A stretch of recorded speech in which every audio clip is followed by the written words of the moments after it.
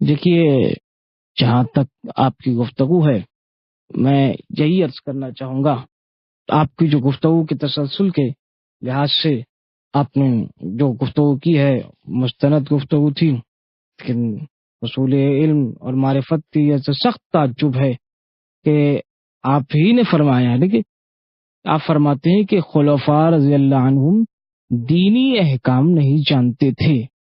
یہ بھی آپ شیعوں کو غلط فہمی ہو گئی ہے۔ آپ شیعہ لوگ سمجھتے نہیں، جو آپ کے ذہن میں آیا، جو آپ کے دہن میں آیا ہے وہی کہہ دیتے ہیں ہمارے خلفاء کے خلاف آپ۔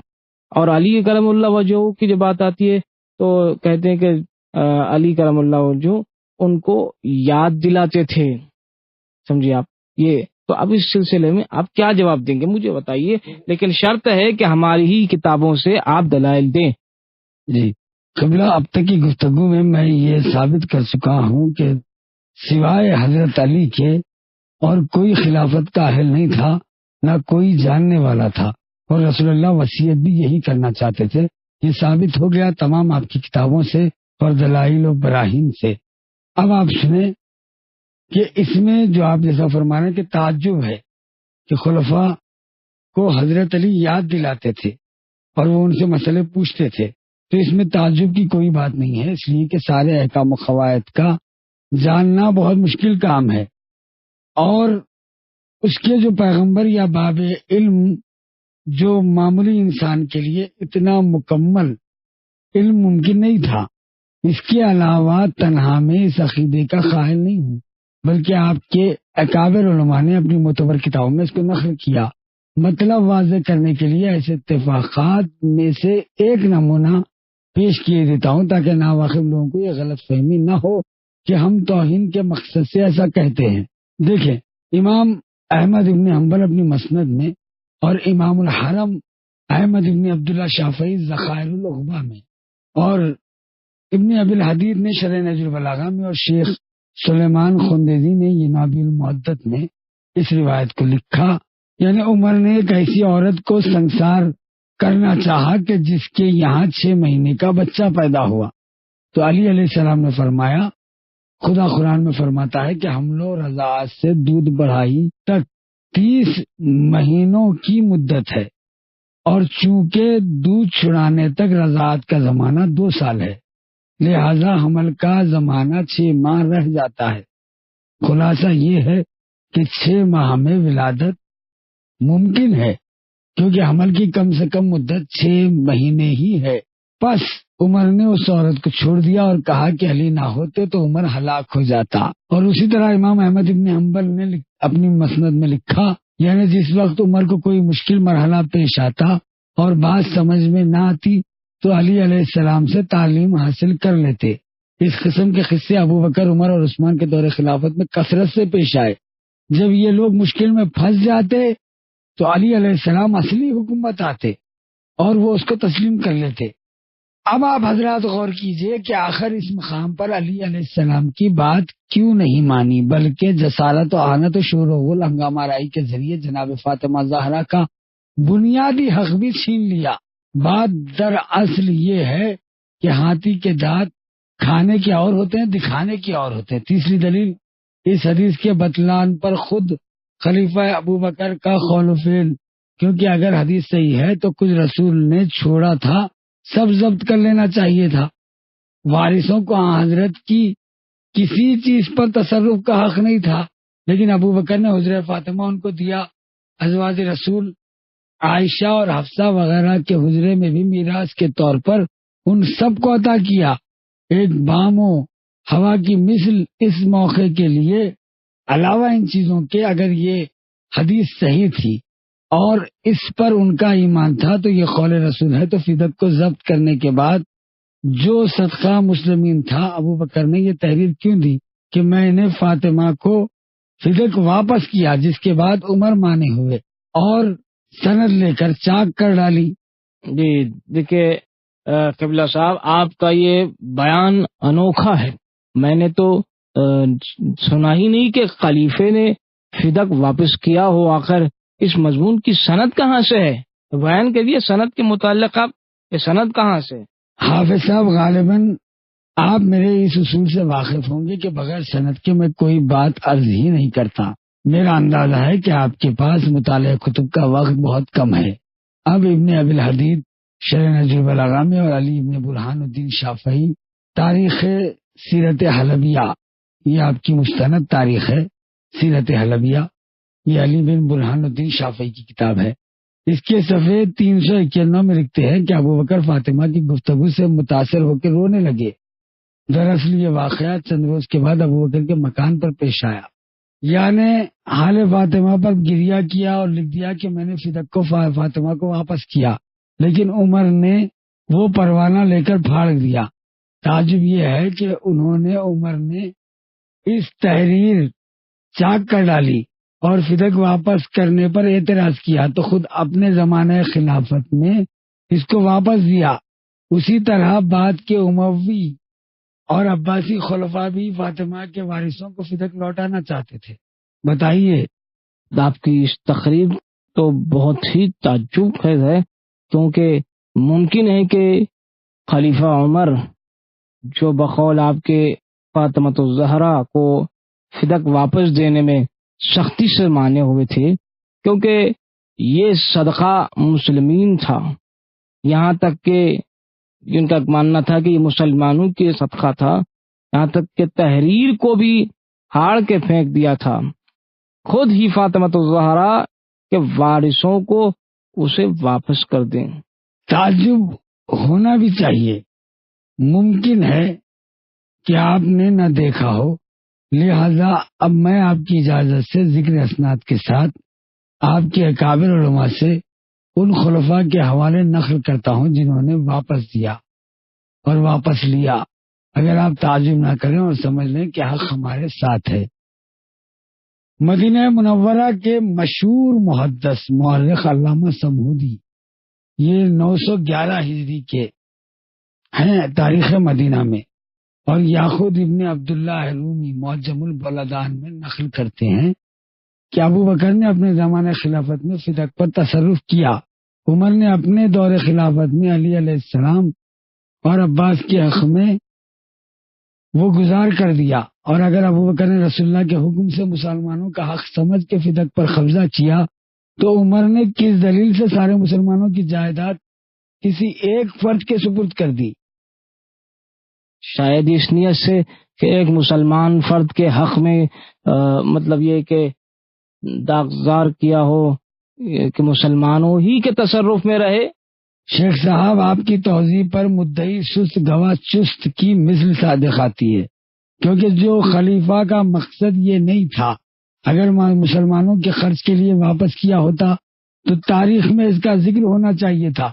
حالانکہ آپ کے بڑے بڑے مورخین لکھتے ہیں کہ عمر نے علی علیہ السلام اور عباس کے حق میں واگزار کیا، اور علی علیہ السلام نے بھی میراث کے طور پر فدق کو قبول کیا تھا، نہ کہ ایک مسلمان فرد کی حیثیت سے، ورنہ آگے ایک مسلمان تمام مسلمانوں کے حق پر قابض و متصرف نہیں ہو سکتا۔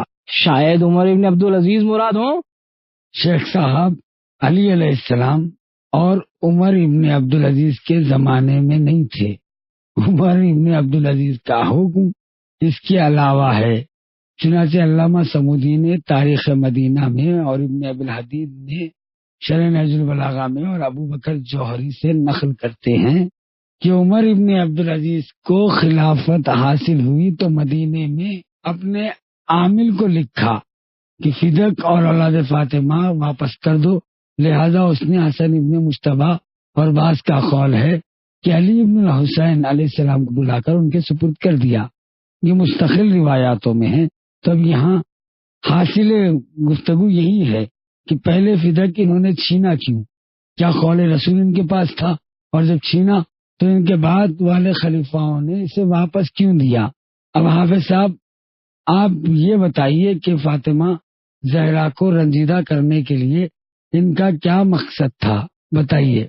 دیکھیے، قبلہ و کعبہ، اس میں تو کوئی شک نہیں ہے کہ فاطمہ رضی اللہ عنہ بہت دل تنگ اور سنجیدہ خاطر ہوئی، لیکن ابو بکر صدیق رضی اللہ عنہ کو بھی زیادہ قصوروار نہیں ٹھہرایا جا سکتا، اس لیے وہ بھی شرع کے ظاہری صورت پر عمل کرنے کے لیے مجبور تھے، چونکہ آیت شہادت کا عام حکم ہے کہ مدعی کو اپنے ثبوت میں 2 مرد یا 1 مرد اور 2 عورتیں یا 4 عورتیں جو 2 مردوں کے برابر ہیں یہ گواہی میں پیش کرنا چاہیے، اور یہاں گواہوں سے اور ان کی گواہوں کی تعداد مکمل نہیں ہو سکتی، لہذا اور بھی فاطمہ زہرا سلام اللہ کے رضی اللہ عنہا کے موافق کو قطعی فیصلہ نہیں دے سکے۔ حافظ صاحب، ممکن ہے اس مقام پر سلسلہ کلام طولانی ہو جائے، حضرات حاضرین جلسہ کے لیے باعث زحمت ہو، لہذا اگر آپ بھی مناسب سمجھے تو بہتر ہوگا بقیہ گفتگو کل شب کے لیے اٹھا رکھی جائے۔ دیکھیے، اب میں جو عرض کرنا کہ قبلہ صاحب، یہ ہمارے درمیان جو موضوع چل رہا ہے ایک اہم موضوع ہوئی اور یہ بھی زیر بحث تھا، اور ہم کی اس کی حقیقت معلوم کرنے کی ازحد مشتاق ہیں۔ حسن اتفاق سے آج یہ مسئلہ مورد تحقیق میں آ گیا، لہذا التجا ہے کہ اگر آپ خستگی اور تکان محسوس نہ کر رہے ہوں تو مطلب ادھورا نہ چھوڑیے گا، کیونکہ بات کر جانے سے تو توجہ ہٹ جاتی ہے۔ یہ گفتگو اگر صبح تک طول کھینچے تب بھی ہم سامعین کو جانب سے کوئی عذر نہیں رہ سکتا، ہم سب انتہائی شوق و ذوق سے سننے کے لیے تیار ہیں، اور جب تک یہ قضیہ حل نہ ہو جائے یہاں سے واپس نہ جائیں گے۔ آپ پوری وضاحت کے ساتھ تقریر فرمائیں، البتہ اگر آپ ہی تھک گئے ہوں تو ایسی صورت میں ہم تکلیف نہ دیں گے۔ نواب صاحب، مجھ کو علمی اور دینی مباحث میں کبھی زحمت یا خستگی نہیں ہوتی، میں تو صرف آپ حضرات کا خیال کر رہا ہوں، کیونکہ سبھی کی رعایت ملحوظ رکھنا چاہیے۔ حافظ صاحب، آپ نے فرمایا کہ خلیفہ شرعی قانون پر عمل کرنے کے لیے مجبور تھے، چونکہ گواہ پورے نہیں تھے اس لیے حکم صادر ہوا، تو اس مقام پر چند جملے عرض کرنا ضروری ہے۔ اولن بقول آپ کے حضرت ابوبکر قانون شرع سے مجبور تھے، تو یہ فرمائیے کہ شرع میں یہ حکم کہاں پر ہے کہ قبضے دار سے گواہ طلب کیا جائے؟ بالاتفاق ثابت ہے کہ فاطمہ زہرا قابض و متصرف نہیں تھیں، لہذا ابوبکر کا یہ عمل، جس کو آپ کے تمام علماء نے لکھا ہے کہ ان مظلومہ بیوی سے گواہ طلب کی، آخر دین و شریعت کے کس قانون کے مطابق تھا؟ کیا شریعت کا دستور یہ نہیں ہے کہ گواہ مدعی کو پیش کرنا چاہیے، متصرف کو نہیں؟ آیا یہ طریقہ ان کے خلاف تھا یا نہیں؟ انصاف سے فیصلہ کیجیے۔ ثانیاً، شہادت کے عمومیت سے کسی کو انکار نہیں ہے، اس عمومیت اپنی جگہ پر باقی ہے، لیکن متقاضائے قاعدہ مسلمہ ہر عام کا ایک خاص ہوتا ہے۔ بتائیے، آپ کس دلیل سے کہتے ہیں کہ شہادت تخصیص کے حامل ہے؟ حافظ صاحب، اس مقصد کو دلیل اور روایت ہے جو آپ کی معتبر صحاح کے اندر بھی نقل ہوئی ہے۔ جس وقت خزیمہ ابن ثابت نے گھوڑے کی فروخت کے معاملے میں ایک عرب کے مقابل میں جس نے رسول اللہ کے خلاف دعویٰ کیا تھا، تو آن حضرت کے مطابق شہادت دی تو تنہا انہی کی گواہی کافی سمجھی گئی۔ پیغمبر نے ان کا لقب ذو شہادتین مقرر فرمایا، کیونکہ ان کی ایک شہادت 2 عادل گواہوں پر برقرار دی گئی۔ پس معلوم ہوا کہ آئے شہادت کی تخصیص موجود ہے، جہاں پر امت کی ایک مومن اور صحابی ذو خزیمہ آیت کے مستخص ہو، وہاں علی و فاطمہ جو آیت تطہیر درجہ عصمت پر فائز ہے بدرجہ اولا مستثنی ہوں گے۔ معصوم اور معصومہ، صدیق اور صدیقہ خطان، کذب و دروغ سے مبرہ ہے، اور اس کی تردید یقیناً خدا کی تردید ہے۔ صدیقہ طاہرہ جناب فاطمہ نے دعویٰ کیا کہ فدق میرا غلہ ہے اور میرے بابا نے مجھ کو بخش دیا، تو میں خود حضرت کی حیات ہی میں اس پر متصرف ہوں، تو اس پر دستور شرع کے خلاف جناب معصومہ سے گواہ مانگے گئے۔ آپ نے امیر المومنین علیہ السلام، ام ایمن اور حسنین کی شہادت پیش کی، لیکن ان کو رد کر دیا گیا۔ تو آئے یہ عمل حقیقت اور قواعد شرع کے برخلاف نہیں ہے؟ اگر فاطمہ کے پاس سوا قبضے کے کوئی گواہ نہ ہو تب بھی قانون شریعت کے مطابق آپ کی حقانیت کے لیے کافی تھا۔ علاوہ اس کے خدا تعالیٰ نے آیت تطہیر ان معظمہ کی پاکیزگی شہادت ہے آپ ہر رس اور گندگی سے مبرہ ہے، تو جس میں جھوٹ بولنا اور غلط ادعا کرنا بھی شامل ہے۔ جب اللہ نے ان سے وعدہ کیا کہ ہر طرح کی رس و ناپاکی کو دور رکھے، تو ہر طرح کی رس و ناپاکی ان سے دور ہے، تو غلط دعویٰ کرنا بھی ایک رس ہے، لہٰذا یہ ان سے دور ہے، اور دروغ گوئی بھی ایک رس ہے، لہٰذا ان سے دور ہے۔ بتائیے، آپ کے اکابر علماء اپنی کتابوں اور تفسیروں میں کہتے ہیں کہ آیت موجود ہے، اے مومن خدا سے ڈرو اور بچوں کے اہل بیت کے ساتھ رہو، یعنی کنو ما صادقین، سچوں کے ساتھ رہو۔ تو آپ کے اکابر علماء اپنی کتابوں اور تفسیروں میں کہتے ہیں کہ یہ آیت محمد و علی علیہ السلام کی شان میں نازل ہوئی۔ صادقین سے یہی دونوں بزرگوار یعنی اخبار کی بنا پر علی علیہ السلام مراد ہے۔ دوسری بعض روایتوں میں اطرت رسول بھی مراد ہے۔ امام سالمی نے تفسیر کشف البیان میں اور جلال الدین سیوطی نے در منصور میں ابن عباس سے روایت کی، اور حافظ ابو سعید نے کتاب اشرف المصطفیٰ میں اور حافظ ابو نعیم نے حلیت الاولیاء میں روایت کی کہ رسول اللہ نے فرمایا کہ صادقین محمد اور علی ہے، ہوا محمد و علی علیہ السلام، صادقین سے مراد ہم دونوں ہے۔ اسی طرح اس آیت پر غور کرے کہ اس آیت میں صادقین محمد اور علی اور ان کے اہل بیت طاہرہ ہے۔ تو شیخ الاسلام ابراہیم محمد امونی جو آپ کے اجل علماء میں سے ہے، فرائد السمتین میں لکھتے ہیں کہ یہ آیت یعنی آیت نشان سورہ زمرد کی آیت نشان 34 میں اللہ فرماتا ہے کہ جو شخص سچی بات لے کر آئے پیغمبر جس نے اس کی تصدیق کی تو یہی لوگ پرہیزگار ہے۔ جلال الدین سیوطی نے اسی آیت کو اور اسی طرح حافظ ابو نعیم نے تذکرۃ الاولیاء میں ان ساری آیتوں میں مراد یہی بتایا کہ ان آیات سے مراد علی و فاطمہ ہے، محمد ہے، یعنی اہل بیت رسول ہے جن کی صداقت کی گواہی اللہ نے دی۔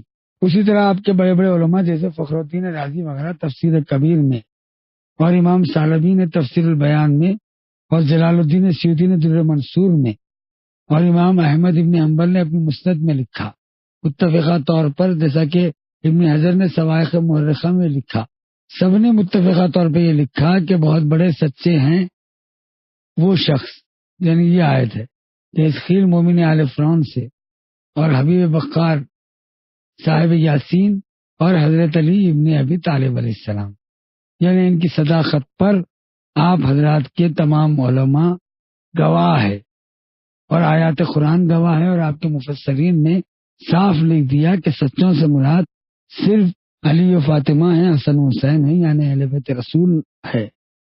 اور آپ یہ بھی جانتے ہیں رسول اللہ نے فرمایا کہ علی حق کے ساتھ ہے اور حق علی کے ساتھ ہے۔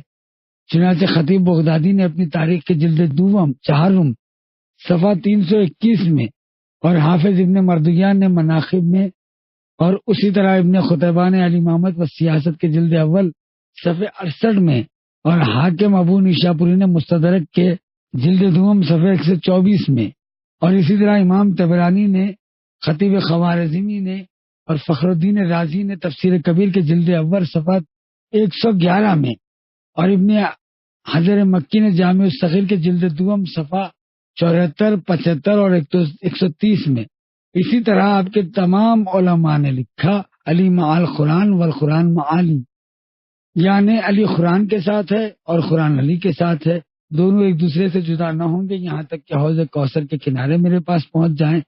اور اسی طرح یہ حدیث بھی کہ علی حق کے ساتھ ہے، حق علی کے ساتھ ہے، دونوں کبھی ایک دوسرے سے جدا نہ ہوں گے۔ یہ جتنے میں نے حوالے پیش کیے یہ تمام آپ کے اکابر علماء میں سے ہے، اور سب نے متفقہ طور پر اسناد صحیح کے ساتھ ان احادیث کو نقل کیا۔ اب آپ غور کریں کہ علی کی اطاعت خدا اور رسول کی اطاعت ہوئی ہے۔ میں یہی بتانا چاہتا ہوں، قبلہ پوچھنا بھی چاہتا ہوں کہ آپ شیعہ حضرات، کیونکہ آپ شیعت کے جانب سے دفاع کے لیے اپنے مذہب کی آپ ہیں اور حاضر ہے، جو اگر ہم آپ سے تلخ لہجے میں بھی اگر آپ سے سوال کریں تو آپ سے قوی امید وابستہ ہے کہ آپ اس کا کوئی برا نہ مانیں، کیونکہ آپ کی ہماری اور تمام جو اہل اسلام یہاں بیٹھے ہیں، اہل ایمان بیٹھے ہیں، تمام استفادے کی نیت سے بیٹھے ہیں، نہ کہ بحث و مباحثہ یا پھر مناظرہ یا نفرت، ایسا نہیں۔ اب تو بھی پوچھنا چاہتا ہوں کہ آپ حضرات کے یہاں ایک حدیث بڑی معروف ہے، جو ہم نے بھی ایسا موقع آیا ہے کہ ہم آپ کے مجالس میں شرکت فرمائے ہیں، تو آپ کے علماء نے یہ کہا کہ حضور اکرم کا ارشاد ہے کہ جو شخص علی کی اطاعت کرے اس نے یقیناً میری اطاعت کی، اور جس نے میری اطاعت کی اس نے خدا کی اطاعت کی۔ لیکن آج تک ہماری کتابوں میں اس کا حوالہ نہیں ملا۔ اگر آپ دیکھیے اس سلسلے میں آپ گفتگو کو نشر کیجیے اور آپ بیان کیجیے کہ ہماری ہی کتابوں میں کچھ ایسے راوی یا کسی عالم نے ہمارے بیان کیا ہو۔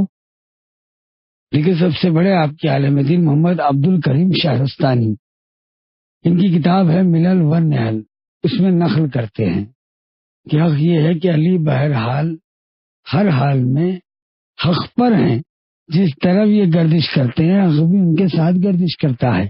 آیا باوجود اتنے اخبار صریحہ کے جو خود آپ کی معتبر کتابوں میں درج ہے کہ علی کی تردید، آپ سے انکار اور آپ کے اوپر اعتراض کرنا خدا و رسول کی شان میں تردید و انکار اور اعتراض کرنا نہیں تھا، کیا یہ حق حقیقت سے روگردانی نہیں تھی؟ کیا ایسا نہیں کہ ابو معید موفق ابن احمد خوارزمی نے اپنی مناقب میں اس روایت کو لکھا، یعنی جس نے علی کی عزت کی اس نے میری عزت کی؟ یہ آپ کے اکابر علماء سے اسناد صحیح کے ساتھ حدیث آئی ہے کہ جس نے علی کی عزت کی اس نے میری عزت کی، اور جس نے میری عزت کی اس نے خدا کی عزت کی، اور جو شخص جس نے علی کی توہین کی اس نے میری توہین کی، اور جس نے میری توہین کی اس نے خدا کی توہین کی۔ تو عدل و انصاف سے فیصلہ کیجئے۔ صاحبان انصاف مذکورہ واقعات کو ان اخبار و احادیث سے جو آپ کی معتبر کتابوں میں منقول ہے مطابق کر کے ذرا عادلانہ فیصلہ کیجئے، اور بے خطا شیعوں سے اس قدر بدزنی کا اختیار نہ کیجئے، اس قدر بدزنی کو۔ اور دوسری بات آپ نے یہ فرمائی کہ خلیفہ شریعت کی ظاہری دستور پر عمل کرنے کے لیے مجبور تھے، تو اس کے لیے آیت شہادت اپنی عمومیت پر باقی تھی، شرعی معیار پر گواہ پیش نہ ہونے کی وجہ سے صرف دعوے کو بنیاد پر مسلمانوں کا مال فاطمہ زہرا سلام اللہ علیہ کو نہیں دے سکتے تھے، بلکہ اتنے محتاط تھے کہ خلاف شرع اپنے متصرف اور قابض سے گواہ مانگے۔ تو اورن میں پہلے عرض کر چکا کہ مسلمانوں کا مال نہیں بلکہ جناب فاطمہ زہرا علیہ السلام کا حلہ اور تصرف اور ملکیت۔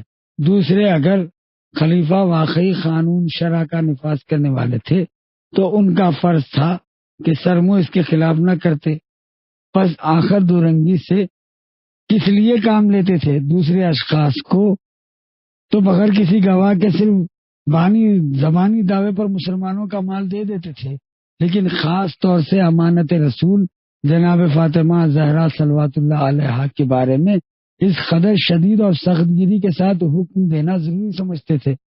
ساری باتیں صدق کے متعلق ہم نے پیش کی، اب آپ بتائیے حافظ صاحب۔ جی، اب دیکھیے، جہاں تک آپ نے گفتگو کو بیان کیا ہے، بقول آپ کے فاطمہ الزہرا رضی اللہ عنہا بھی اس جماعت میں داخل ہیں، تو ان کا لحاظ کیوں نہیں کیا گیا اور تانیث کے ساتھ ان کا ذکر کیوں نہیں ہوا؟ جی، میں نے ابھی کیا کہا؟ آپ کیا سوال کر رہے ہیں حافظ صاحب؟ میں نے کہا کہ دوسروں کو بغیر دلیل کے خلیفہ نے بغیر گواہ کے وہ مسلمانوں کو مال دے دیا، لیکن جب فاطمہ زہرا نے کہا تو ان کے لیے گواہ کیوں طلب کی، جبکہ ان کے لیے گواہی کی ضرورت ہی نہیں ہے؟ آیت تطہیر کی وہ مصداق ہے۔ حافظ صاحب، جس وقت جابر نے دعویٰ کیا کہ پیغمبر نے نذرین کے مال میں سے مجھ کو عطا کرنے کا وعدہ کیا تھا، تو بغیر کسی تردید گواہ طلب کیے ان کو مسلمانوں کا مال دے دیا گیا، بیت المال سے 1500 دینار دیے۔ بتائیے۔ اول تو میں نے یہ روایت دیکھی ہی نہیں، ہو سکتا ہے آپ کی کتابوں میں ہو۔ دوسرے، یہ کہاں سے معلوم ہوا کہ گواہ نہیں مانگے تھے؟ یہ بتائیے، آپ کو کہاں سے پتا چلا کہ گواہ نہیں مانگے تھے؟ حافظ صاحب، تعجب ہے کہ آپ نے نہیں دیکھا، کیونکہ آپ کے علماء نے اس بات کے ثبوت میں عادل صحابی کو خبر واحد قبول ہے۔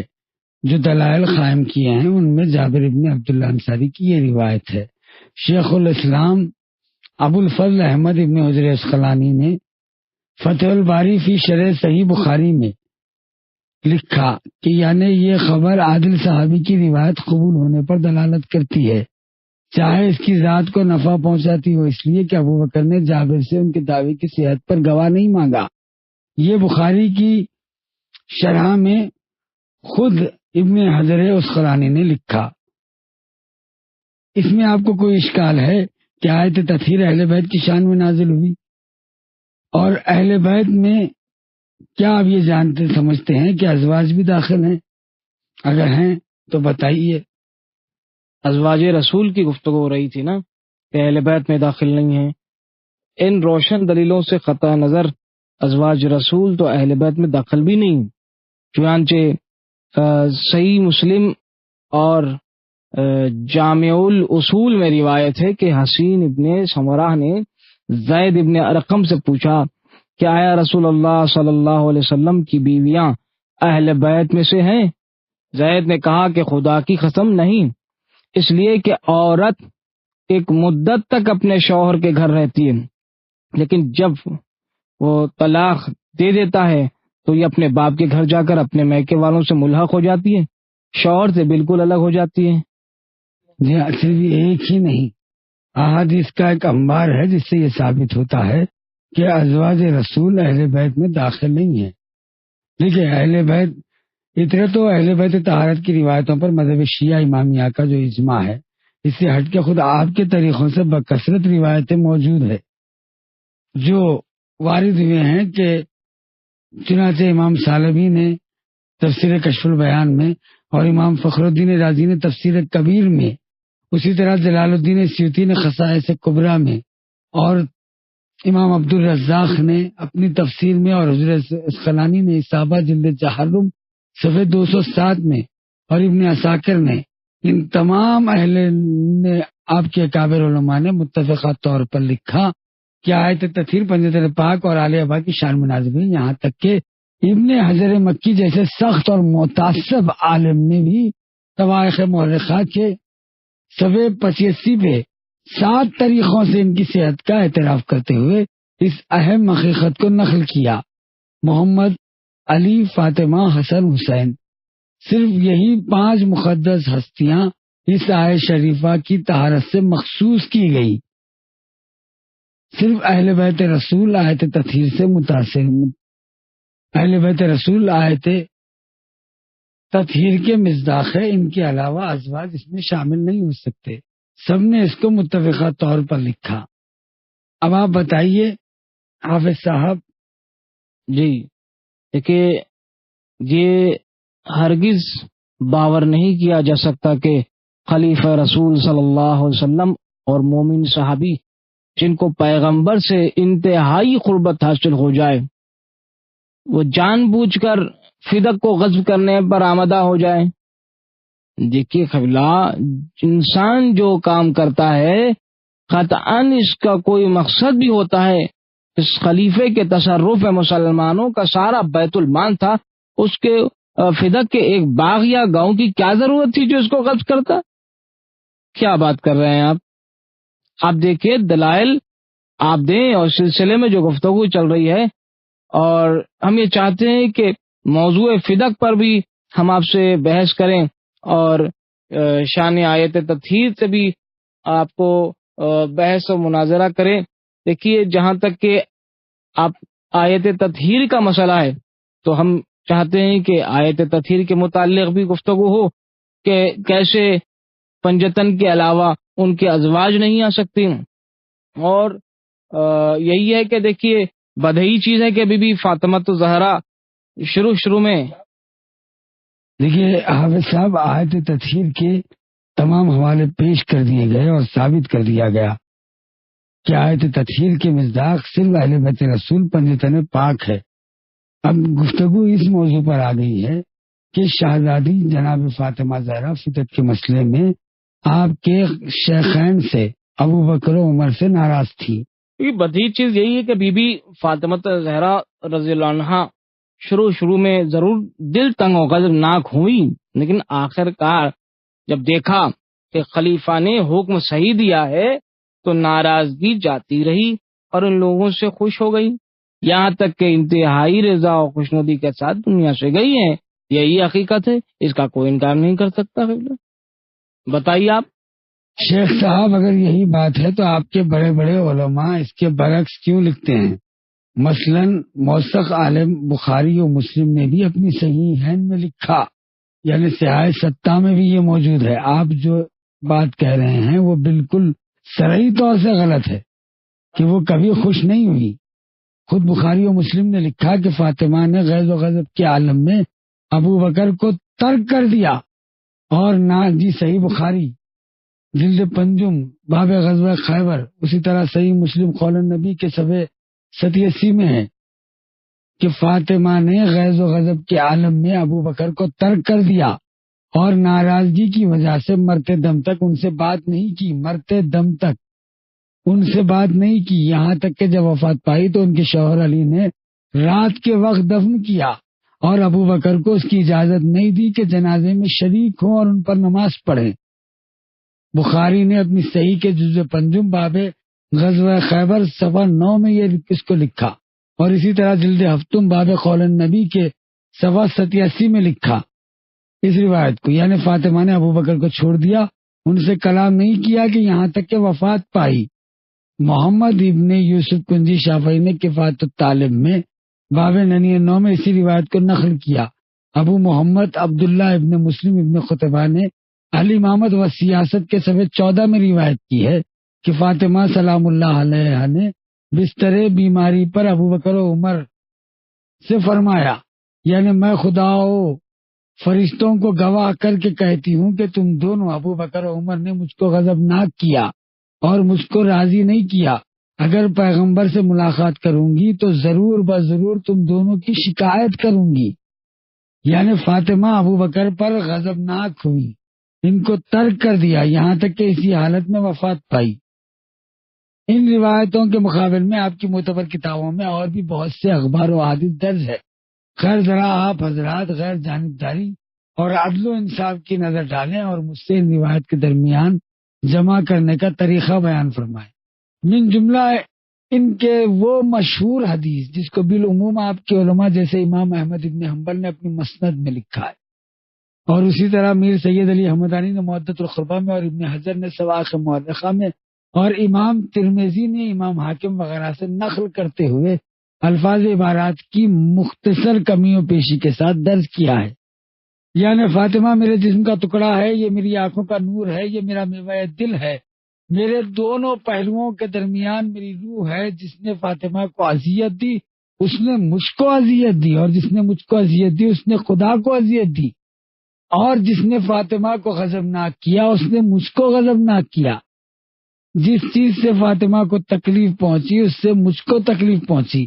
ابن حجر اسقلانی نے اصابہ فی معرفت الصحابہ میں جناب فاطمہ کے حالات بیان کرتے ہوئے صحیحین یعنی بخاری و مسلم سے نقل کرتے ہیں اور فرماتے ہیں کہ رسول اللہ نے کہا کہ فاطمہ میرا پارہ تن ہے، جو چیز اس کو اذیت پہنچائے وہ مجھ کو بھی اذیت پہنچاتی ہے، جو چیز اس کی بزرگی قائم کی ہے وہ میری بزرگی بھی قائم رکھتی ہے. اسی طرح محمد ابن طلحہ شافعی نے مطالب سیول میں، اور حافظ ابو نعیم اصفہانی نے ولیۃ الاولیاء میں، اور عبد الرحمن نسائی نے اپنی خصائص میں رسول اللہ سے یہ حدیث نقل کی ہے. یعنی سوائے اس کے نہیں ہے کہ فاطمہ میری بیٹی میرے بدن کا ٹکڑا ہے، جو اس لیے باعث عزت ہے وہ میرے لیے بھی باعث عزت ہے، جو اس کے لیے ایذا رسا ہے وہ میرے لیے بھی ایذا رسا ہے. اسی طرح آپ کے کئی اکابر علماء نے اس حدیث کو مصدقہ طور پر اسناد صحیح کے ساتھ لکھا. ابن حجر اسقلانی نے اصابہ میں، امام حاکم نے نشاپوری نے مستدرک کے جلد 7 صفحہ 154 میں، اور حافظ ابو نعیم نے فضائل الصحابہ کے ضمن میں، ابن عساکر نے اپنی تاریخ میں، سبت ابن جوزی نے تذکرہ کے 175 صفحے پر، اور محب الدین طبری نے ذخائر الابداع کے صفحے 39 میں، اور ابن حجر مکی نے سوائق مورخہ کے 105 پر سب نے متفقہ طور پر یہ حدیث نقل کی ہے کہ اے فاطمہ یقیناً تم ناراض تھی، اللہ بھی ناراض ہوتا، اور تم راضی ہو تو اللہ بھی راضی ہوتا ہے. محمد ابن اسماعیل بخاری نے اپنی صحیح کے باب مناقب خلافت الرسول صفحے 71 میں مسعود بن مخزومہ سے نیز 75 میں نقل کیا ہے، رسول اللہ نے فرمایا کہ فاطمہ بضعۃ منی غضبھا فقد غضبنی، فاطمہ میرے جسم کا ٹکڑا ہے، جو شخص فاطمہ کو غصے میں لائے در حقیقت وہ مجھ کو غصے میں لائے گا۔ اور اسی حدیث کو نہ صرف بخاری مسلم بلکہ سنن ابن داؤد اور امام ترمذی نے اور امام احمد ابن حنبل نے، اسی طرح آپ کے تمام علماء نے لکھا ہے۔ علامہ شیخ صاحب کیا فرماتے ہیں آپ؟ دیکھیے، میں اسی فکر میں ہوں کہ آپ نے مسلسل جو ہے دلائل و اسناد تو دیے ہیں، لیکن اشکال کے بھی ہم حقوق رکھتے ہیں۔ یہ روایتیں صحیح ہیں، لیکن علی کرم اللہ وجہ کے بارے میں وارد ہوا ہے کہ جب انہوں نے ابو جہل کی بیٹی کے ساتھ عقد کا پیغام دینا چاہا تو رسول خدا صلی اللہ علیہ وسلم ان پر غضبناک ہوئے اور فرمایا جو شخص فاطمہ کو آزار پہنچائے گا یعنی تکلیف دے گا اس نے مجھ کو آزار دیا، اور جو شخص مجھ کو تکلیف دے گا وہ مغضوب خدا ہے، اور اس سے مراد اور اس سے جو لفظ حدیث آیا اور اس کو یعنی وہ اس سے مراد ہے علی علیہ الصلوۃ والسلام، یعنی علی اور فاطمہ کو دیکھیے آپ اس سلسلے میں کہیے کیا کہیں گے، جب مجھ سے بہتر آپ جانتے ہیں، میں نے سوال تو قائم کیا ہے۔ شیخ صاحب، انسان اور دوسرے حیوانات میں بہت فرق ہے۔ انسان کا جو امتیازی خصوصیات حاصل ہے ان میں سب سے اہم عقل اور غور و فکر کی قوت ہے جو اس کے دماغ میں ودیت کی گئی ہے، یعنی حیوان پر اسی آدمی کو برتری حاصل ہے جو زندگی کی تمام منزلوں میں عقل و فکر کی ہدایت پر عمل کر لے، اس طریقے سے کہ جو کچھ سننے اس کو فوراً آنکھ بند کر کے قبول نہ کر لیں بلکہ اس کے ہر پہلو پر گہری نظر ڈالے۔ اگر عقل اس کو قبول کرے تو مان لے ورنہ رد کریں، جیسا کہ قرآن مجید میں ارشاد ہے، یعنی اے رسول بشارت دے دو ان بندوں کو جو بات سنتے ہیں بس ان کے بہترین حصے کی پیروی کرتے ہیں، یہی وہ لوگ ہیں جو خدا کی طرف سے ہدایت یافتہ، اور یہی لوگ در حقیقت صاحبان عقل ہے۔ یہ سورہ زمرد کی 29ویں جو کہ قرآن کا 29واں سورہ ہے 19ویں آیت ہے۔ ایک روایت آپ کے اسلاف نے نقل کی، آج آپ بھی اپنی عادت اور گزشتہ لوگوں کے فریب کاری کا اتباع کرتے ہوئے بغیر عقل کی کسوٹی پر کسے جرا و تعجیل کیے ہوئے یہ غیر معقول جملے زبان پر جاری کر رہے ہیں، لہذا میں مجبور ہوں کہ مختصر جواب عرض کروں۔ اول تو خود آپ کے علماء نے تصدیق کی ہے، جیسا کہ پہلے عرض کیا جا چکا ہے کہ حضرت علی علیہ السلام آیت تطہیر میں شامل ہے اور طہارت کے ذاتی حامل ہے، ہر حفظ و کثافت اور لہو لعاب و اخلاق رذیلہ سے اور منزہ و مبرہ ہے۔ دوسرے یہ کہ آئے مباہلہ میں خدا نے ان کو بمنزلہ نفس پیغمبر فرمایا ہے، جس کے متعلق ہم گزشتہ راتوں میں تفصیل سے بحث کر چکے ہیں۔ اس کے باب علم رسول تھے، لہذا قرآن کے احکام و قوانین سے بخوبی واقف تھے، جانتے تھے کہ خدا نے سورہ احزاب کی آیت نشان 53 میں فرمایا ہے، یعنی تمہارے لیے ہرگز جائز نہیں ہے کہ رسول کو زندگی میں یا بعد وفات اذیت پہنچاؤ، پس عقل کیوں کر یاور کر سکتی ہے کہ آپ کوئی ایسا اقدام کرے کہ آپ کے قول یا فعل سے رسول خدا اور غضبناک ہو جائیں، اور یہ کیوں کر سمجھ میں آ سکتا ہے کہ مجسمہ خلق عظیم پیغمبر اس ہستی پر ناراض ہو جو خدا کو محبوب ہو، وہ بھی ایک مباح کام کے لیے، کیونکہ خدا نے خود قرآن میں ارشاد فرمایا ہے، یعنی تم کو جو بہتر معلوم ہو 2، 3 اور 4 عورتوں سے نکاح کر لو۔ اس حکم سے امر نکاح انبیاء، اوصیاء اور ساری امت میں عمومیت رکھتا ہے۔ اگر فرض کر لیا جائے کہ امیر المومن کوئی ایسا قصد کر رہے ہیں تو شرعاً جائز تھا، رسول اکرم کسی امر مباح کے لیے ہرگز غضبناک نہیں ہوتے، نہ ایسے کلمات فرماتے۔ چنانچہ ہر عقل مند انسان خود تحقیق کے بعد سمجھ لیتا ہے کہ یہ روایت بنی امیہ والوں کے موضوعات میں سے ہے، آپ کے اکابر علماء بھی اس حقیقت کے معترف ہیں۔ اب آپ کو میں ایک اہم دلیل پیش کرتا ہوں، وہ یہ کہ عہد معاویہ میں اس قسم کی بہت ساری حدیث سازی ہوئی ہے۔ خود آپ کے علماء میں ابو جعفر اسکانی بغدادی نے لکھا اور ابن ابی الحدید نے شرح نہج البلاغہ کے جلد اول میں لکھا، سب نے اس بارے میں بیان کیا ہے کہ معاویہ ابن ابو سفیان نے صحابہ اور تابعین کی ایک جماعت کو معین کیا تھا کہ علی علیہ السلام کی مذمت میں روایات وضع کریں اور ان حضرت کو طعن و تشنیع کا نشانہ بنائے تاکہ لوگوں سے بیزاری اختیار ہو۔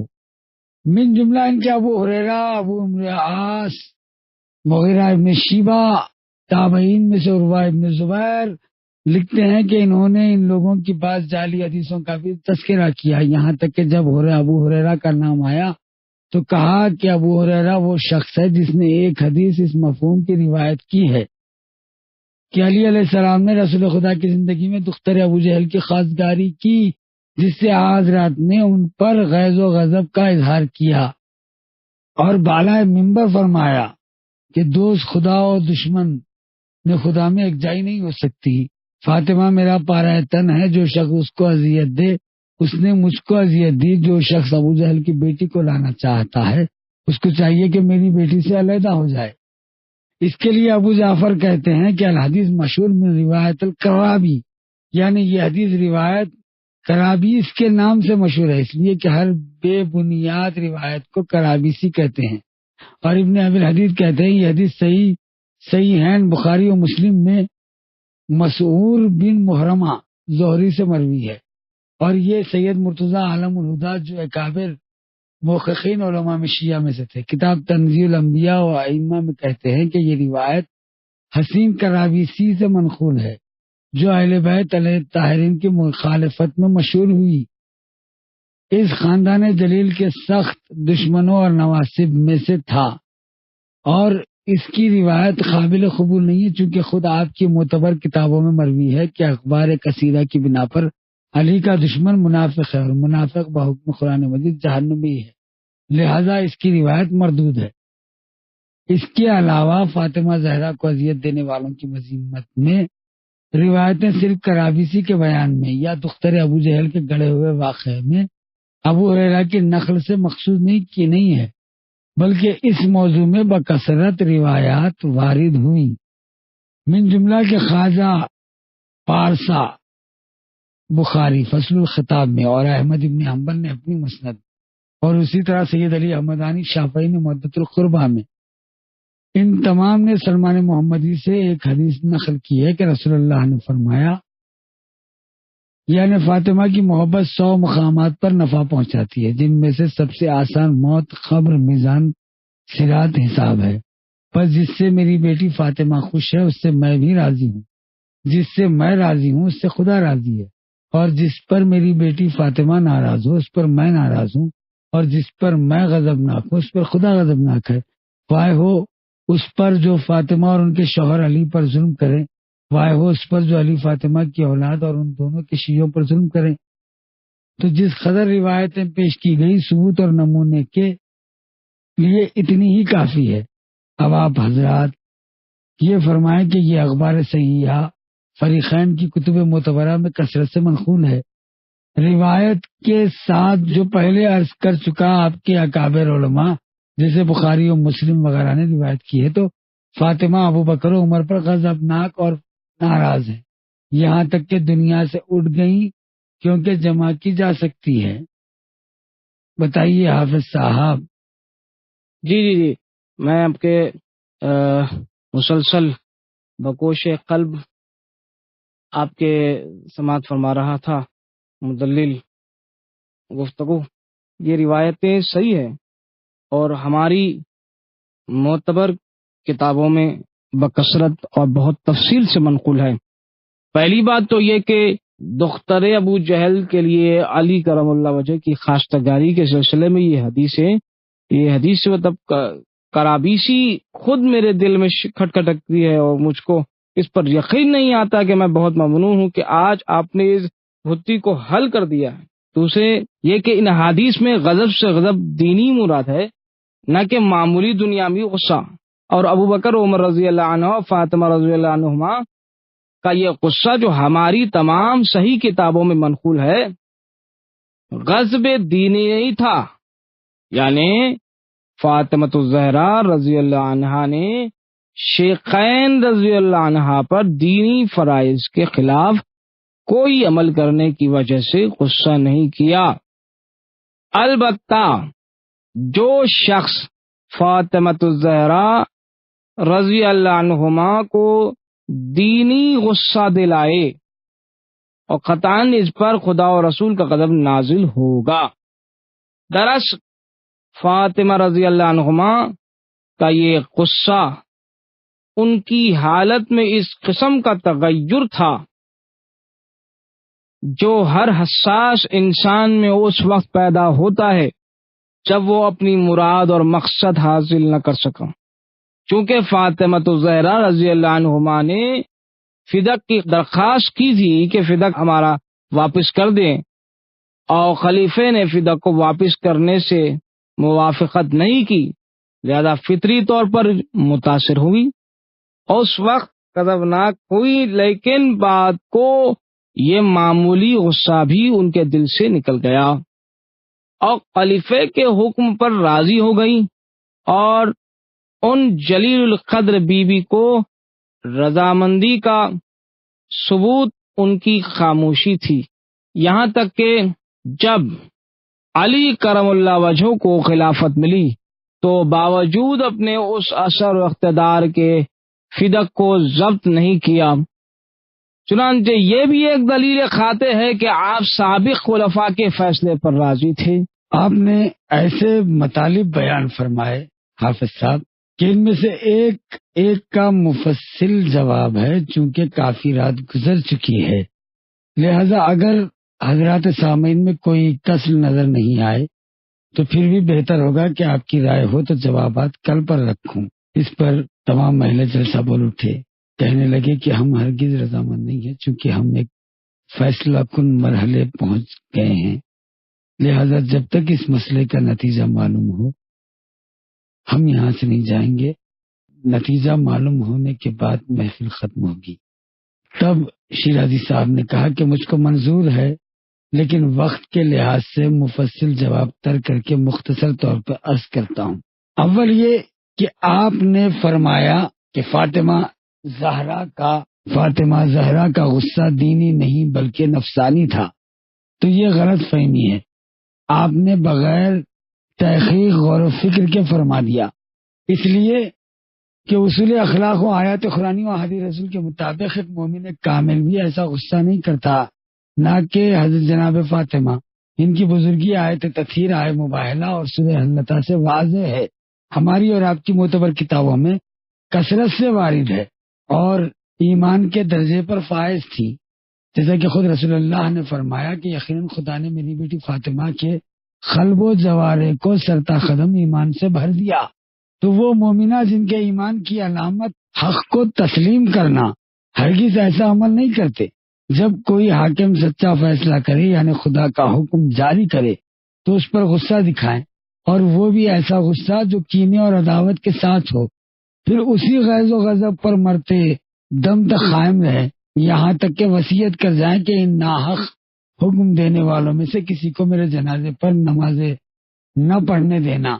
حق تو یہ ہے کہ وہ فاطمہ جن کو طہارت کا ثبوت خدا دے رہا ہے قطعاً کوئی جھوٹا دعویٰ ہی نہیں کر سکتی تاکہ حاکم ان کے خلاف حکم دے۔ دوسرے، اگر بی بی فاطمہ کا غصہ صرف حالت کا تغیر تھا تو جلد زائل بھی ہو جانا چاہیے، بالخصوص اجازت خواہی کے کہ بات تو دل بالکل صاف ہونا چاہیے، جو بات کو ان لوگوں نے کیا، کیونکہ پیغمبر نے فرمایا المؤمن لیس بخود، مومن کی ایک علامت یہ بھی ہے کہ وہ طبیعتاً اور ہوائے نفسانی کی بنا پر دل میں بغض و عداوت نہ رکھتا ہو۔ حدیث ارشاد رسول ہے اگر مومن سے کوئی غلطی ہو جائے تو مومن 3 روز سے زیادہ اپنے دل میں عداوت نہیں رکھتا۔ پس فاطمہ زہرا کی ذات جو سرتابہ قدم ایمان ہے، غرق اور شہادت خداوندی کی بنا پر ہر قسم کے رزق و کثافت و اخلاق رذیلہ سے پاک و مبرہ ہے، تو ہرگز کینہ پرور نہیں ہو سکتی۔ دوسری طرف فریقین کا اس پر بھی اتفاق ہے کہ فاطمہ زہرا ابو بکر و عمر سے ناراض اور غضبناک دنیا سے گئیں، لہذا معلوم ہوا کہ جناب معصومہ کا غصہ دینی تھا۔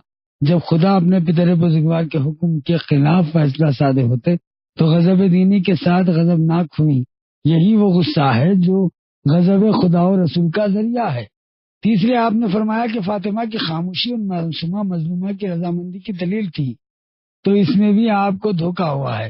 ہر سکوت و رضامندی کی وجہ سے نہیں ہوتا، بلکہ بعض مواقع پہ ظالم کے سخت اقتدار کے سبب مظلوم خاموشی پر مجبور ہو جاتا ہے تاکہ ہنگامے اور فساد کے مقابلے میں اپنی آبرو بچائے۔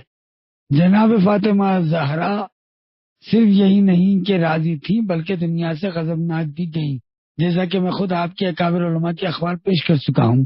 بالخصوص آپ کے بزرگ اور موثق عالم بخاری و مسلم لکھتے ہیں کہ فاطمہ ابوبکر پر غضبناک ہوئی، پس ان سے دوری اختیار کی اور ان سے بات نہیں کی یہاں تک کہ وفات پائی۔ چوتھے آپ نے فرمایا کہ علی علیہ السلام اپنی خلافت ظاہری کے اقتدار میں چونکہ فدق پر تصرف نہیں کیا اور اس کو اولاد فاطمہ کے سپرد نہیں کیا، لہذا یہ فیصلے پر آپ کی رضامندی کی دلیل ہے۔ اس میں بھی آپ کی غلط فہمی ہوئی، اس لیے کہ حضرت اپنے دور خلافت میں عمل کے لیے آزاد نہیں تھے، جو چاہتے تھے اقدام کرتے یا کوئی حق و گداست کرتے یا کوئی بدعت دفاع کرتے۔ آپ جو ہی اس قسم کا کوئی قدم اٹھاتے فوراً واویلا مچ جاتا۔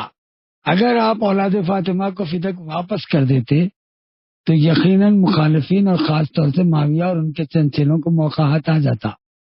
جو بات کہی تھی علی نے اپنے لیے قصب منفرد کر رہے ہیں، اس کو صحیح ثابت کریں اور پروپیگنڈا کر کے اپنے قدم مضبوط کریں۔ علی نے ابوبکر عمر کے برخلاف عمل کیا۔ اس کے علاوہ ایسا حکم دینے کے لیے قدرت اور خود مختاری ضروری تھی، حالانکہ لوگوں نے حضرت کے لیے ایسی طاقت اور اختیارات ہی باقی نہیں رکھے۔ سابق خلفاء کے قول و فعل کے خلاف کوئی طریقہ رائج نہ کر سکے، چنانچہ منبر اور تراویح کے قصے سے یہ بات صاف ہو گئی۔ چونکہ حضرت سے پہلے دوسرے خلفاء نے منبر کو اسی مقام سے ہٹا دیا جہاں پہ رسول نے رکھا، لہذا جس وقت آپ کو خلافت ظاہری حاصل ہوئی تو چاہا کہ منبر رسول کو پھر اس کی اصلی جگہ پر لے جائیں، لیکن لوگوں نے ہنگامہ برپا کر دیا اور اس کے لیے تیار نہیں ہوئے۔ سیرت شیخین کے خلاف عمل کیا جائے، وہ عمل پیغمبر کے مطابق ہی کیوں نہ ہو۔ اسی طرح لوگوں کو نماز تراویح باجماعت سے منع فرمایا تو شور و غنگا بلند ہوا، علی خلیفہ عمر کے خلاف چلنا چاہتے ہیں۔ نواب صاحب، تراویح لغت میں ترویحات کی جمع ہے، جو دراصل نشست کے معنی میں ہے۔ بات کو ماہ مبارک رمضان کی راتوں میں 4 رکعت نماز کے بعد استراحت کے لیے بیٹھنے کا کام قرار پایا، پھر شبہائے مبارک رمضان میں 4 رکعت مستحبی نمازوں کا یا تمام شبوں میں 20 رکعت مستحبی نماز کا نام ہو گیا۔ یہی مسئلہ ہے کہ اسلامی دینیات میں صرف فریضہ اور واجب نمازیں تو جماعت سے پڑھی جا سکتی ہے، لیکن مستحبی نمازیں ممنوع ہیں کیونکہ وہ خود پیغمبر کا ارشاد ہے۔ در حقیقت شبہائے مبارک کے نماز نافلہ جماعت سے پڑھنا بدعت ہے اور نماز چاشت پڑھنا گناہ ہے۔ لوگوں ماہ رمضان کا نافلہ جماعت سے نہ پڑھو اور نماز چاشت بھی نہ پڑھو، پس یقیناً تھوڑا سا عمل جو سنت کے مطابق ہو اس سے بہتر عمل سے بہتر جو بدعت ہو۔ جان لو کہ ہر بدعت گمراہی ہے اور ہر گمراہی کا راستہ آتش جہنم کی طرف سے ہے۔ ایک رات عمر اپنے دور خلافت کے 14 ہجری میں مسجد کے اندر داخل ہوئے تو دیکھا کہ چراغ روشن ہے اور لوگ جمع ہے۔ پوچھا کیا بات ہے؟ لوگوں نے کہا کہ سب سنتی نماز جماعت سے پڑھنے کے لیے جمع ہوئے۔ عمر نے کہا کہ یہ عمل بدعت ہے لیکن اچھی بدعت ہے۔ بخاری اپنی صحیح میں عبد الرحمن ابن عبد القادری سے نقل کرتے ہیں کہ خلیفہ نے جب دیکھا کہ لوگ الگ الگ نماز پڑھ رہے ہیں تو کہا کہ جماعت سے پڑھیں تو بہتر ہے۔ ابھی کعب کو حکم دیا کہ ان کو جماعت کے ساتھ نماز پڑھاؤ۔ دوسری رات مسجد میں آئے اور دیکھا کہ لوگ ان کی تعمیر میں جماعت پڑھ رہے ہیں تو کہا کیا اچھی بدعت ہے یہ بدعت۔ تو اس زمانے سے عہد خلافت امیر المومنین تک یہ عمل جاری رہا۔ حضرت نے اس کو منع فرمایا۔ رسول اللہ صلی اللہ علیہ وسلم کے زمانے میں چونکہ طریقہ نہیں تھا بلکہ ان کی ممانعت تھی، لہذا اسے ترک کر دینا چاہیے۔ یہاں تک کہ آپ کوفے سے تشریف لائے تو اہل کوفہ نے درخواست کی کہ ہمارے لیے پیش نماز معین فرما دیجیے تاکہ ہم نافلہ شبہائے رمضان جماعت سے پڑھیں۔ حضرت نے اس سے منع فرمایا، لیکن اس کے باوجود چونکہ ان لوگوں کی عادت ہو چکی تھی لہذا باز نہیں آئے، اور جو ہی آپ تشریف لے گئے سب نے جمع ہو کر آپس میں ایک شخص کو امام مقرر کیا تاکہ جماعت سے نماز پڑھائے۔ فوراً یہ خبر امیر المومنین کو پہنچی تو آپ نے اپنے بڑے فرزند امام حسن کو بلا کر حکم دیا کہ تازیانہ لے کر جاؤ اور اس مجمع کو نماز نافلہ جماعت کے ساتھ پڑھنے سے روکو۔ جب لوگوں نے یہ کیفیت دیکھی تو نالا و فریاد کی آواز بلند کی، ہائے علی، ہم کو نماز نہیں پڑھنے دیتے، باوجود یہ کہ جانتے ہیں کہ رسول خدا کے عہد میں نماز کا یہ طریقہ نہیں تھا، لیکن عمر کے زمانے میں رائج ہوا۔ پھر بھی حضرت علی کے فرمان اور ہدایت پر عمل پیرا نہیں ہونے پر حکم رسول کے مطابق تھی۔ پس حضرت کو فدق اولاد فاطمہ کے سپرد کیوں کر سکتے تھے؟ بتائیے۔ اگر ایسا کرتے اور فرماتے کہ اس ظلم کو غضب کیا گیا لہذا مظلومہ کے وارثوں کو واپس ملنا چاہیے، تو فوراً لوگ چیخنے لگتے علی ابن ابی طالب دنیا کی طرف مائل ہے اور اپنی اولاد کے فائدے کے لیے مسلمانوں کا حق ضبط کر لے آئے۔ چنانچہ سابق کی طرح آپ نے سب ہی مناسب فرمایا، چونکہ اصلی اقدار میں دنیا سے اٹھ چکا۔ آپ نے استقرار حق کو ملتوی کر دیا تاکہ جب خلائق وہ گزار کرانے کے لیے امام مہدی علیہ السلام تشریف لائے تو ان کا حق واپس لے لیں۔ ایسی صورت میں حضرت کی خاموشی بھی فیصلے پر راضی ہونے کی دلیل نہیں ہے۔ اگر آپ کے فدق کے معاملے میں سابق خلفاء طرز عمل کو حق سمجھتے ہیں تو اولاً ان کے مقابلے میں استدلال نہ فرماتے، دوسرے اپنے درد دل اور ناراضگی کا اظہار نہ کرتے، خدائے حکم مطلق کو حکم قرار دیتے۔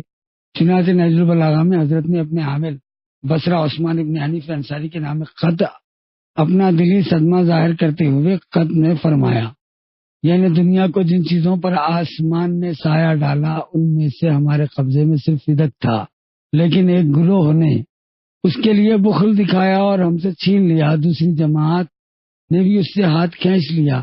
اللہ سب سے اچھا اور فیصلہ کرنے والا ہے۔ رہا آپ کا یہ فرمانا کہ فاطمہ مظلومہ آخر عمر میں راضی ہو گئی تو ان لوگوں سے درگزر، تو یہاں پھر آپ نے سخت دھوکہ کھایا، کیونکہ ہرگز ایسی صورت پیدا نہیں ہوئی جیسا کہ ان روایتوں سے پہلے عرض کیا جا چکا۔ تم نے ثابت کر دیا مظلومہ بیوی مرتے دم تک ناراض اور غضبناک تھی شیخین پر۔ اب میں خاتمہ کلام میں مزید ثبوت کے لیے ایک روایت پیش کرتا ہوں۔ ابو محمد عبداللہ ابن مسلم ابن قطبہ دینوری، یہ 276 ہجری کے مورخ ہے، اور اسی طرح تاریخ الخلفاء راشدین معروف الامامۃ و سیاست جلد اول صفحہ 14 پر آپ کے دیگر علماء جیسے ابن ابی الحدیث وغیرہ نے بھی اپنی معتبر کتابوں میں لکھا، یعنی عمر نے ابو بکر سے کہا کہ آؤ ہم فاطمہ کے پاس چلے کیونکہ ہم نے یقیناً ان کو غضبناک کیا۔ تو بعض روایتوں میں سے ظاہر ہے کہ ابو بکر نے عمر سے کہا کہ ہمارے ساتھ فاطمہ کے پاس چلو، اور بظاہر یہی ہے۔ خلاصہ یہ کہ دونوں ساتھ بیوی فاطمہ کے دروازے پر گئے، لیکن مظلومہ نے ملاقات نہیں کی۔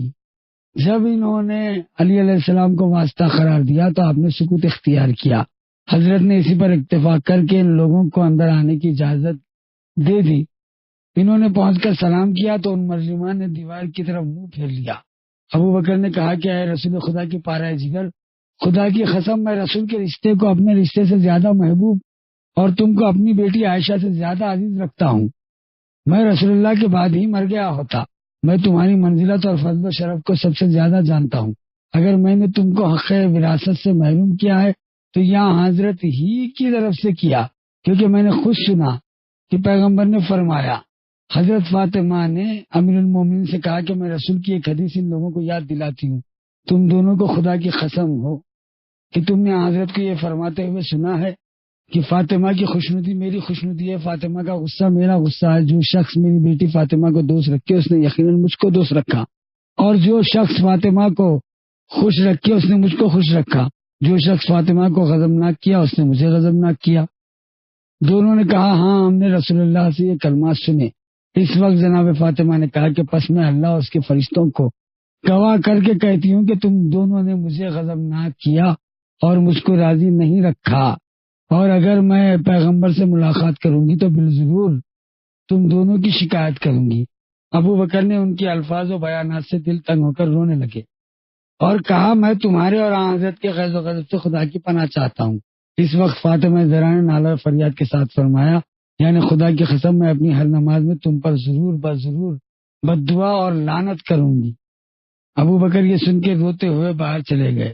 لوگ ان کے گرد جمع ہو گئے اور تسلی دینے لگے۔ انہوں نے کہا کہ واہ ہو تم پر کہ تم سب خوش و خرم اپنے اپنے گھروں میں اپنی بیویوں کے پاس آرام کرتے ہو، اور میں اس حال میں ہوں کہ مجھے تمہاری بیعت کی کوئی احتیاط نہیں، مجھ کو اس سے چھٹکارا دو، اور خدا کی قسم میں نے جو کچھ فاطمہ سے سنا اور دیکھا، اس کے بعد یہ خواہش نہیں رکھتا کہ کسی مسلمان کی گردن پر میری بیعت رہے۔ بس اسی قسم کی روایتوں سے، جن کو خود آپ کے اکابر علماء نے لکھا ہے، معلوم ہوتا ہے کہ مظلوم و مغموم بی بی فاطمہ زہرا سلام اللہ علیہا آخری وقت تک ابو بکر و عمر سے ناراض و غضبناک ہیں، غصے سے بھرے ہوئے دل کے ساتھ دنیا سے گئیں اور ہرگز ان سے خوش نہیں ہوئی۔ امت کے ان وضع اور ذات شریف لوگوں سے جناب معصومہ کی ناراضگی اور غم و غصے کی سب سے بڑی دلیل یہ ہے کہ آپ نے اپنے شوہر علی علیہ السلام کو وصیت کی کہ یعنی ان لوگوں میں سے جنہوں نے مجھ پر ظلم کیا اور میرا حق چھینا، ایک شخص بھی میرے جنازے پر نہ آئے، کیونکہ یقیناً یہ لوگ میرے اور رسول اللہ کے دشمن ہیں۔ ان میں سے ان کے پیرووں میں کسی کو میرے جنازے پر نماز نہ پڑھنے دیجیے گا، مجھ کو شب میں دفن کیجیے گا جب لوگ سو رہے ہو۔ چنانچہ بخاری اپنی صحیح میں کہتے ہیں کہ علی نے فاطمہ کی وصیت پر عمل کیا اور ان کو رات کے وقت دفن کیا۔ لوگوں نے ہر چند جستجو کی فاطمہ کو کہاں دفن کیا ہے، لیکن پتہ نہیں بتا سکے۔ فاطمہ کا درد دل قیامت تک رلائے گا۔ یہ بات بالاتفاق ثابت ہے کہ فاطمہ زہرا سلام اللہ علیہا اپنی وصیت کے موافق رات کو دفن کی گئیں۔ محترم حضرات، خدا کے لیے انصاف سے کام لیجیے کہ جس پیغمبر نے امت کی اصلاح و فلاح کے لیے اس قدر صبر آزما زحمتیں برداشت کی، اس امت کے آرام و خوشحالی کے لیے ساری زندگی صرف کر دی، وہ وقت وفات بھی یادگار ہے۔ صرف ایک بیٹی چھوڑے اور اس کے لیے شب و خفیہ علانیہ اس قدر پرزور وصیتیں اور ہدایتیں فرمائی۔ آپ کی اکابر علماء کی معتبر کتابیں پر ہے کہ فاطمہ میرے جسم کا حصہ ہے اور میری ودیعت و امانت ہے، میری ہی طرح کا لحاظ رکھنا اور کوئی کام ایسا نہ کرنا جس سے وہ تم پر ناراض ہو، کیونکہ اگر یہ ناراض ہوگی تو میں بھی ناراض ہوں گا۔ چنانچہ میر سید علی حمدانی نے مودت القربہ میں لکھا ہے کہ پیغمبر علیہ السلام نے فرمایا کہ جو لوگ فاطمہ کو آواز دیں گے میں قیامت کے روز ان سے سخت مواخذہ کروں گا، اس لیے کہ فاطمہ کی رضامندی میری رضامندی ہے اور فاطمہ کا غصہ میرا غصہ ہے، وائے ہو اس شخص پر جس سے میں ناراض و غضبناک ہوں۔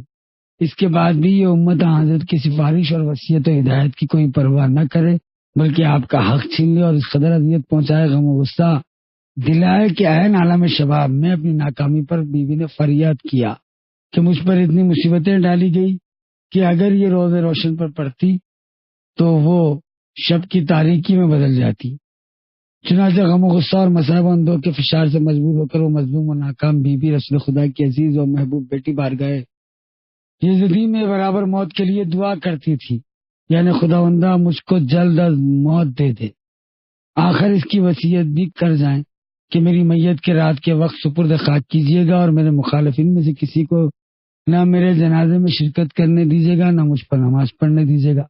بزرگان محترم، سچے دل سے فیصلہ کیجیے، آیا یہ حالت فاطمہ زہرا کی خوشنودی مزاج کا نتیجہ تھے یا آپ کے شدید غیظ و غضب کا کھلا ہوا ثبوت؟ پھر ان اخبار کو ایک دوسرے سے ملا کر حقیقت آشکار کا مشاہدہ کیجیے۔ ان بیانات کے دوران میں سارے حاضرین جلسہ روتے ہوئے، خصوصاً جناب حافظ صاحب جنہوں نے اپنا سر نہوڑا لیا تھا، آنسوؤں کے خطرات ان کے دامن پر گر رہے تھے اور کلمات استہزاء و استغفار ان کی زبان پر جاری تھے۔ چنانچہ اس شب کے بعد پھر انہوں نے بحث نہیں کی۔ معلوم ہو رہا تھا کہ بہت متاثر ہیں۔ چونکہ ایک منصف مزاج عالم تھے، لہذا ہمارے منطقی دلائل نے ان کے عقائد میں انقلاب برپا کر دیا، جیسا کہ آخر شب میں اشارتاً مذہب شیعہ قبول کرنے کے بعد ہم سے رخصت ہوئے۔ تقریباً 15 منٹ تک مجمع پر سکوت و حیرانی، حزن و اندوہ کی کیفیت طاری رہی۔ چائے لائی گئی لیکن کسی نے نہیں پی۔ 3 بجے شب کو اذان صبح کے قریب یہ نشست ختم ہوئی، یعنی شبائے پشاور کی 8ویں نشست بھی یہاں پر تمام ہوئی۔